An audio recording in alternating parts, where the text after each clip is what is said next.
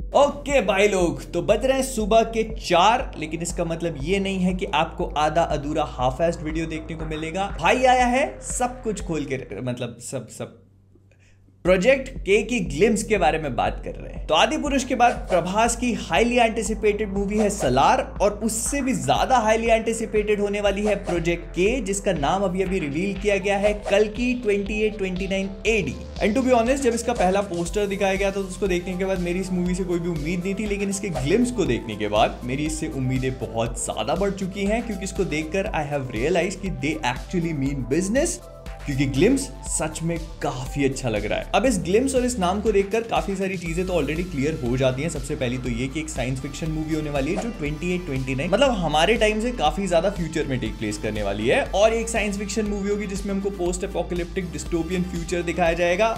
India में ऐसी बहुत कम पिक्चरें बनती हैं, इसी वजह से मैं इनिशियली इस मूवी को लेकर बहुत स्केप्टिकल था, लेकिन अब मैं काफी एक्साइटेड हूँ। खैर मूविंग ऑन, अगर हम इस पूरे ग्लिम्स के पहले शॉट से शुरू करें तो इस पूरी मूवी का कंसेप्ट जो है वो पुण्य और पाप की लड़ाई के ऊपर बेस्ड होने वाला है। इतना मुझे इस ग्लिम्स को देखकर समझ में आ गया, और इन्होंने इस चीज को बहुत एविडेंटली दिखाने की कोशिश करी है। मतलब मूवी का नाम कल्कि है, जो कि विष्णु जी के 10वें अवतार के नाम के ऊपर बेस्ड है। एंड जहां तक है तो मूवी का पूरा कॉन्सेप्ट भी यही होने वाला है कि दुनिया में पाप इतना ज्यादा बढ़ चुका है कि विष्णु जी के 10वें अवतार को जन्म लेना पड़ा है उसको खत्म करने के लिए। और अगर आप इस ग्लिम्स को थोड़ा भी ध्यान से देखने की कोशिश करते हो तो आपको बुरी चीजें और अच्छी चीजें बहुत ही क्लियरली डिमार्केटेड भी दिखती है। मतलब जो बुरी चीजें हैं उनको ब्लैक कलर से डिनोट किया गया और अच्छी चीजों को व्हाइट कलर से। जैसे फॉर एग्जांपल जितने भी बुरे लोग हैं और विलन्स हैं उनके पूरे के पूरे कपड़े और उनके वेपन्स है वो ब्लैक और रेड कलर से सिग्निफाई किए जा रहे हैं, और जितने भी अच्छे लोग हैं जैसे कि अमिताभ बच्चन का कैरेक्टर और आखिरी में दिखाई गई वो सारी की सारी आर्मी, वो सब के सब लोग व्हाइट कपड़े पहने हुए हैं, उनके वेपन्स जो है वो ब्लू कलर से ग्लो कर रहे हैं। लेकिन अगर हम स्टार्टिंग के शॉट से शुरू करें तो हमको स्टार्टिंग में पाप बढ़ता हुआ दिखाया जा रहा है, लोग सफर कर रहे हैं, और अगर स्टार्टिंग वाले शॉट पर आप ध्यान दोगे तो बच्चे परेशान हो रहे हैं। एंड स्टार्टिंग में बच्चे के रोने वाला शॉट प्रोबेबली आखिरी वाले वॉर की सीक्वेंस के आसपास का होगा, क्योंकि यहाँ पर हम एक बंदे को देख सकते हैं जिसके हाथ में वही वाली चूड़ियां हैं जो आखिरी वाले शॉट में सोल्जर्स के हाथों में होती हैं। तो यहाँ पर हमको ये चीज समझ में आ गई है कि दो आर्मीज हैं, एक ब्लैक कपड़े पहनी हुई है, एक व्हाइट कपड़े पहनी हुई है। और जितना मुझे समझ में आया, अब इस चीज को लेकर श्योरिटी नहीं है, तो ऐसा हो सकता है कि पूरा का पूरा वॉर जो है ये पानी के ऊपर भी हो, मतलब पानी पीने का जो है वो कम हो रहा है दुनिया में, तो इसी वजह से ये पूरी की पूरी लड़ाई हो रही है। बिकॉज जितना हमने इस पूरे ग्लिम्स को देखा है उसमें हमको समझ में आ रहा है कि जो डिस्टोपियन फ्यूचर है यहाँ पर पूरा रेगिस्तान बन चुका है, तो ऑब्वियसली पानी की कीमत बहुत ज्यादा बढ़ गई होगी, क्योंकि हमने बाकी मूवीज पे भी देखा है जैसे मैड मैक्स हो गई और ड्यून हो गई, यहाँ पे पानी की वैल्यू बहुत ज्यादा है। तो मे भी ऐसा हो सकता है कि इस मूवी में भी पानी जो है वो करेंसी बन चुका हो, और इसी वजह से ये लोग लड़ रहे हो, क्योंकि यहाँ पर हमको ऐसे दिखाते हैं कि पानी पिलाने की कोशिश कर रहे हैं लेकिन पानी की बोतल से कुछ निकल नहीं रहा है। फिर इसके बाद हमको एक कैरेक्टर दिखाया जाता है जो किसी से माफी मांगने की कोशिश कर रहा है, भीख मांग रहा है, लेकिन इसके सामने कौन बंदा है वो नहीं दिखाया जाता, बस उसकी कॉस्ट्यूम की एक छोटी सी झलक दिखती है।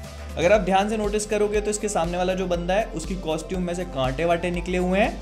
अब ये बंदा बहुत ही क्लियरली नजर नहीं आता है, लेकिन मैं इसकी कहानी आपको आगे ट्रेलर के माध्यम से बताने की कोशिश करूंगा। फिर इसके बाद वाला शॉट काफी इंटरेस्टिंग है, क्योंकि हम यहाँ पर कुछ सोल्जर्स को किसी आदमी के ऊपर से बंदूक तानते हुए देखते हैं। अब यहाँ पे जो चीजें मुझे इंटरेस्टिंग लगी वो थी सोल्जर्स की बंदूकें, क्योंकि ये हेलो गेम की एनर्जी सोर्स जैसी लग रही है। और अगर आपको इस वाले शॉट में वो कंपैरिजन एविडेंट नहीं लग रहा था तो इसके अगले शॉट में बहुत ही आसानी से फील हो जाएगा, जहां पर ये सारे के सारे लोग एक साथ खड़े हुए हैं। ये प्रोबेबली कोई थ्रोन रूम सा लग रहा है जो ओपन स्पेस में है, और इस बंदे को देखकर इनिशियली ऐसा लग रहा था कि ये मूवी का मेन विलन हो सकता है, लेकिन मुझे नहीं लगता कि ऐसा होगा, क्योंकि ये जो पोज है इसको देखकर ही समझ में आ रहा है कि किसी को सल्यूट कर रहे हैं। तो अगर ये बंदा भी किसी को सल्यूट कर रहा है, इसका मतलब ये है कि इसके ऊपर भी कोई बॉस है, और इसके ऊपर जो बॉस होगा वो प्रोबेबली मूवी का मेन विलन होगा। And as we all know कि इस मूवी में राणा दग्गुबाती भी हैं और कमल हसन भी, तो प्रोबेबली वही मेन विलन होंगे। फिर इसके बाद इन लोग के पीछे जो गोल्डन कलर का ग्लो है वो काफी इंटरेस्टिंग लग रहा है, तो मे भी ऐसा हो सकता है कि ये लोग इस पूरे प्लैनेट को माइन करने की कोशिश कर रहे हो। आई नो कि थोड़ा सा वियर्ड लग रहा है, लेकिन एक साइंस फिक्शन मूवी है और यहाँ पर बड़े अंडरबन टाइप के कॉन्सेप्ट होते हैं, तो ऐसा हो सकता है कि ये अर्थ को माइन करके उसको ड्रेन करने की कोशिश कर रहे हो, जिस वजह से इस अर्थ की हालत बहुत बुरी हो चुकी है और यहाँ वहां पर नेचुरल रिसोर्सेज, पानी वगैरह कुछ भी नहीं बचा, और ये जो हम ग्लो देख रहे हैं ये वही माइनिंग का प्रोसेस है। और वो सब तो ठीक है, लेकिन इनके साइड में बंदा खड़ा हुआ देख रहे हो आप, सबके पास वही हेलो वाले वेपन्स हैं, लेकिन इस बंदे के हाथ में बड़ा इंटरेस्टिंग सा वेपन है। अगर आप इसको ध्यान से देखते हो तो ये वेपन एक बो एंड एरो ग्लव है, लेकिन उससे भी ज्यादा इंटरेस्टिंग चीज इसके लेफ्ट शोल्डर पे मौजूद स्पाइक्स हैं। तो इसका मतलब ये है कि वही बंदा है जिसको हमने थोड़ी देर पहले इस ग्लिम्स में देखा था, जिससे उस सामने वाला बंदा भीख मांग रहा था। लेकिन इसके बाद आता है इस पूरी ग्लिम्स का बहुत ही इंटरेस्टिंग सा शॉट, जिसको देखकर मैं काफी इंप्रेस हो गया। पहले इस शॉट को देखकर मुझे लगा कि शायद ये कोई क्रायो फ्रीजिंग वाली सीक्वेंस हो सकती है या फिर क्लोनिंग वाली सीक्वेंस हो सकती है, लेकिन फिर और ध्यान से देखने पर आई रियलाइज कि ये कुछ और ही चल रहा है। तो अगर आप इस पूरी सीक्वेंस को ध्यान से देखते हो तो इस पूरी सीक्वेंस में कई सारी इंटरेस्टिंग चीजें हो रही हैं। सबसे पहले तो अगर आप बैकग्राउंड में ध्यान दोगे तो कई सारे मल्टीपल पॉड्स नजर आएंगे जिसमें मल्टीपल लोग कैद हैं। तो अब इसके कई सारी पॉसिबिलिटीज हो सकती हैं। सबसे पहली तो ये कि उन पॉड्स में या तो कई सारे क्लोन्स हैं, या तो कई सारे प्रिजनर्स हैं, या तो कई सारे लोग क्रायो स्लीप में फ्रोजन है। अगर ये प्रिजनर्स हैं तो इनको टेस्ट सब्जेक्ट्स की तरह रखा होगा। अगर ये क्लोन्स हैं तो किसके क्लोन्स हैं हमको नहीं पता, प्रोबेबली जो विलन है उसी क्लोन्स होंगे। और अगर इनको क्रायो फ्रीज करके क्रायो स्लीप में डाला हुआ है तो आखिरकार कब से, 2023 से या उसके भी पहले से? और सवाल ये नहीं है, सवाल ये है कि आखिरकार क्यों। लेकिन इसके बाद अगर हम बैकग्राउंड को छोड़कर आगे की तरफ आए और इस मशीन पे फोकस करना शुरू करें या इसके आसपास के लोगों पे फोकस करना शुरू करें, तो सबसे पहले इनके कपड़ों पे फोकस कर लेते तो हमको ये समझ में आ जाता है कि ये सब के सब ब्लैक कपड़ों में। इसका मतलब ये है कि सब के सब हरामी लस्सन लोग हैं। तो मतलब ये कुछ भी अच्छा काम करने की तो कोशिश कर नहीं रहे। लेकिन इसके अलावा अगर आप इस पूरी मशीन पे ध्यान दोगे तो अंदर रेड कलर का ग्लो है, अगेन जो बताता है कि ये बुरा काम हो रहा है, बुरे लोग, black and red, like I already said. Time हो गया बे। इसके बाद जो इस सब्जेक्ट है जिसको मशीन में रखा हुआ है, उसके पेट के ऊपर एक स्फेरिकल सा ऑब्जेक्ट भी है। तो मतलब 2-3 चीजें तो क्लियर हो गई कि इन लोगों ने इस सब्जेक्ट को उन पीछे बने हुए पॉड्स में से निकाला, इसके बाद इस मशीन में रखा। अब ये इस मशीन में डाल के इसके साथ करना क्या चाह रहे हैं, बस वो समझ पे नहीं आ रहा। अब देखो इसमें मल्टीपल पॉसिबिलिटीज हैं, और देखो मैं एक एक करके उनके नाम लेना शुरू कर देता हूँ। लेकिन मैं बता रहा हूँ साइंस फिक्शन मूवी है और पॉसिबिलिटीज बहुत वाइल्ड हो सकती हैं, तो सुन लेना और अपने दिमाग में रख लेना बस। सबसे पहले आ जाती है क्लोनिंग। तो हो सकता है कि इस टेस्ट सब्जेक्ट को क्लोन करने की कोशिश कर रहे हो, क्योंकि मेन विलन है वो अपने आप को जिंदा रखने की कोशिश करना चाहेगा समय के अंत तक। या फिर क्रायो स्लीपिंग वाला प्रोसेस हो सकता है जिसको परफेक्ट करने की कोशिश करना चाह रहे हो। फिर इसके बाद हमको दीपिका की पहली झलक देखने को मिलती है, जो प्रोबेबली एक सब्जेक्ट है, सोल्जर जैसी लग रही है। अगर आप नोटिस करोगे तो इनके हाथ पर एक बैंड है। ये बैंड थोड़ा सा इंपॉर्टेंट हो जाता है, मैं आगे बताऊंगा क्यों। लेकिन इसके बाद वाला सीन काफी इंपॉर्टेंट है, क्योंकि हम एक रोबोट को एक बड़े से शिवलिंग वाले मंदिर में जाता हुआ देखते हैं, और उसके तुरंत ही बाद हमको अमिताभ बच्चन का कैरेक्टर देखने को मिलता है, जो पूरा पट्टियों से कवर्ड है और ऐसा लग रहा है कि किसी एक जगह पे बंद है या बंधा हुआ है। अब देखो जितना मुझे समझ में आया मैं आप सबको समझा देता हूँ। तो देखो जहां तक मुझे लगता है तो अमिताभ बच्चन जो है वो इस मूवी में अश्वत्थामा का रोल प्ले करेंगे, और उसका रीजन बहुत सिंपल है, क्योंकि हम इस मूवी में विष्णु जी मतलब कल्कि का अवतार देखने वाले हैं, और अश्वत्थामा जो है वो डायरेक्टली विष्णु जी से कनेक्टेड है। और ऐसा कहा जाता है कि अश्वत्थामा आज भी इस धरती पे घूम रहे हैं कल्कि के जन्म लेने के इंतजार में। नाउ अगर आप नहीं जानते तो असीरगढ़ का किला वो जगह है जहां पर ऐसा बोला जाता है कि अश्वत्थामा आते हैं और वहां के शिव मंदिर में रोज शिव जी की पूजा करते हैं। नाउ अगर मूवी के टर्म्स में देखा जाए तो ये जो सीन है this is suppose to be Asirgarh का किला, और ये वाला जो शॉट है ये वो शिव जी का मंदिर होना चाहिए, क्योंकि यहाँ पर शिवलिंग भी एग्जिस्ट करता है। तो अश्वत्थामा यहाँ पर आते होंगे, यहाँ पर पूजा करते होंगे, और ये रोबोट उनको ढूंढने या उनको पकड़ने आया है। लेकिन इसके अगले ही शॉट में हम लोग देख सकते हैं कि अश्वत्थामा जो है वो आकर इसको रोकने की कोशिश करते हैं, और इस ग्लिम्स के आगे के शॉट्स में हमको ये भी समझ में आ जाता है कि उनके पास सुपर स्ट्रेंथ है, उनके पास एक तलवार है जो कि हम देख सकते हैं बहुत ही अच्छे से इस्तेमाल कर लेते हैं वो। लेकिन इससे कुछ चीजें और भी क्लियर हो जाती हैं। सबसे पहली तो ये कि महाभारत का रीमेक नहीं है, मतलब महाभारत का मॉडर्नाइज वर्जन नहीं है, बिकॉज हमको अश्वत्थामा देखने को तो मिल रहे हैं, लेकिन उनके साथ महाभारत की कहानी ऑलरेडी हो चुकी है, क्योंकि उनके सिर पे मणि नहीं है, विच मीन्स कि महाभारत की कहानी अपने समय में टेक प्लेस कर चुकी है, उनके सिर से मणि जा चुकी है, और अगर आप नोटिस करोगे तो उनके सिर से खून बह रहा है। तो ये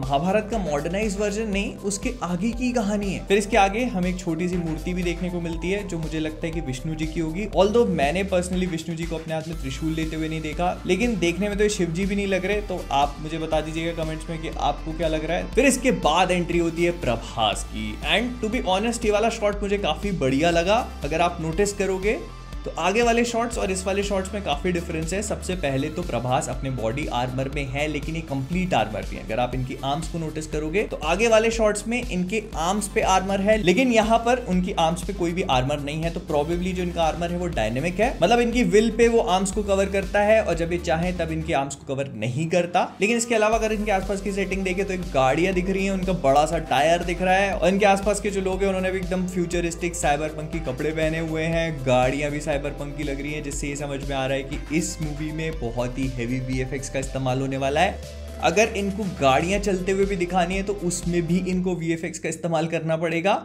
बहुत मेहनत लगेगी ये पिक्चर बनाने में भाई। स्पीकिंग ऑफ विच, ये जो शू जेट वाला सीन था ये भी मुझे काफी बढ़िया लगा। ये शू जेट्स का कॉन्सेप्ट काफी इंटरेस्टिंग है। शू जेट्स के बारे में एक चीज और, हाँ लेकिन इसके अगले शॉट में हम दूसरे कैरेक्टर्स को देखते हैं जिन्होंने शूज पहने हुए, लेकिन उनके शूज में जेट्स नहीं लगे हुए। तो ये लग्जरी प्रभास के कैरेक्टर के पास है, दूसरों के पास नहीं। आर्मर की बात भी कर ही लेते हैं यहाँ पे।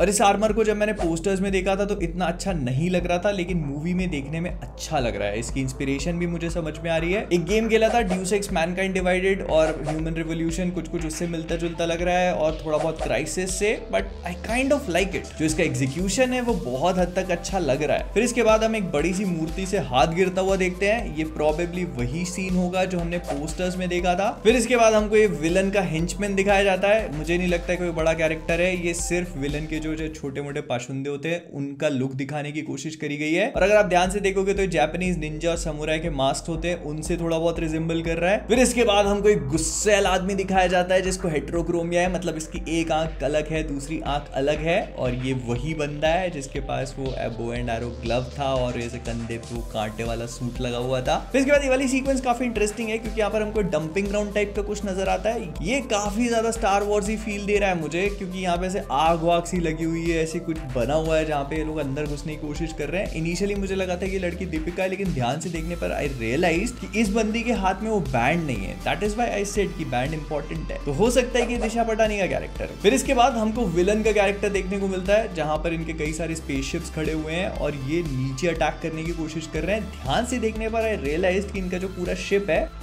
वो रथ वाली फीलिंग दे रहा है। एंड लाइक आई सेड कि यहाँ पर भी वही पूरे ब्लैक कलर के कपड़े पहने हुए हैं और इनके शिप में से रेड कलर का ग्लो आ रहा है, ब्लैक एंड रेड। और ये नीचे अटैक करते हैं, इनके जो एनर्जी सिग्नेचर्स हैं वो भी रेड कलर के। फिर इसके बाद प्रभास अपने टेक का यूज करके किसी चीज पे काम कर रहे हैं। ये जो कोड है, in case you guys are wondering, तो वो ऐसे बहुत देर तक काम करते हैं। मैंने इसको डिकोड किया है, यहाँ पर एक्टिवेशन लिखा आता है और कुछ भी नहीं। फिर इसके बाद हमको सिटी दिखाई जाती है और मैं बहुत टाइम से सोच रहा था कि अगर समय इतना आगे पहुंच चुका है तो फिर ऑगमेंटेशन वाली चीजें भी तो आनी चाहिए। मतलब किसी का हाथ कट गया तो नकली हाथ लगाया जाना चाहिए। जब हम लोग अभी से आर्टिफिशियल लिम्स वाली टेक्नोलॉजी पे पहुंच चुके हैं तो फिर किसी के भी पास लोहे के हाथ, लोहे के पैर या फिर ये वाली टेक्नोलॉजी क्यों नहीं है? सबके पास नॉर्मल हाथ पैर दिख रहे हैं मेरे को इधर। लेकिन फाइनली हमको सिटी में एक स्टोर देखने को मिलता है जिसके ऊपर बोर्ड लगा हुआ है बायोनिक स्टोर का और वहां पर ऐसे पाम का लोगो भी बना हुआ है। तो इसका मतलब ये है कि यहाँ पे बायोनिक हाथ पैर लगाए जाते होंगे। वो देखने को मिलेगा कि नहीं ये मुझे नहीं पता। बट इसके बाद जो शॉट मुझे देखने को मिला वो बहुत ही ज्यादा अनइम्प्रेसिव था। बट आई अंडरस्टैंड कि हो सकता है वो वाले शॉट्स अभी तक पूरे कंप्लीट नहीं थे, क्योंकि यहाँ पर हम जो व्हाइट कलर के कपड़ों में अच्छी वाली आर्मी है प्रोबेबली उनको देखते हैं। एंड इनके जितने भी गन्स और जितने भी वेपन्स हैं उनको देखकर ऐसा लग रहा था कि वो अभी अभी 3D प्रिंटर से निकाले गए हैं और उनमें बस लाइट ग्लो कर रही थी और कुछ भी नहीं। वो एकदम ही नकली लग रहे थे। बट आई अंडरस्टैंड कि मूवी को अभी रिलीज होने में काफी ज्यादा टाइम है, सो वो एकदम उनको लेट गो कर देंगे। इतना तो अभी लेट गो किया जा सकता है भाई। एंड इसके बाद हम एक बंदे को बोलते हुए सुनते हैं कि व्हाट इज प्रोजेक्ट के, और वो अगर आप बैकग्राउंड देखते हो तो फिर से वही बैकग्राउंड दिखाया जाता है जहाँ पर वो पॉड्स वॉड्स बने हुए हैं और वो टाइम मशीन, वो पूरा का पूरा जो पूरा था जो मैं पूरी अपनी थ्योरी लगा रहा था वहाँ पे, वही सब कुछ। और फिर ऐसे प्रभास को दिखाते हैं कि वो ऐसे भाला पकड़ रहा है और फिर ऐसे लुक दिखाया जाता है और फिर लोगो आता है मूवी का, कल की 2829 AD। So this is the movie and this is everything. तो कुल मिला के प्रोजेक्ट के या फिर कल की 2829 AD ये वो सारी चीजें थी जो ग्लिम्स को देखने के बाद मेरे दिमाग में थी, मैंने आप सबसे बांटने का सोचा। और इसके बाद भी बहुत सारी चीजें ऐसी हैं जिन पे हम लोग बात कर सकते हैं। तो आपके जितने भी सवाल हैं वो कमेंट्स में डालना मत भूलना, उन पे हम लोग बात करेंगे अलग से। लेकिन फिलहाल के लिए इस वीडियो को इतना ही रखते हैं, काफी लंबा बन चुका होगा। You think? तो अगर पसंद आया तो लाइक कर देना, शेयर कर देना, और हाँ अगर कॉमिक और हाँ, अगर फ्लिकवर्स पे नए हो तो सब्सक्राइब करना मत भूलना। तो जाने से पहले फ्लिकवर्स से मैं हूँ मोहित और आप सभी लोग एज ऑलवेज आदि पुरुष नहीं तो क्या कल की बना लेंगे। छोड़, अब जाने देते हैं।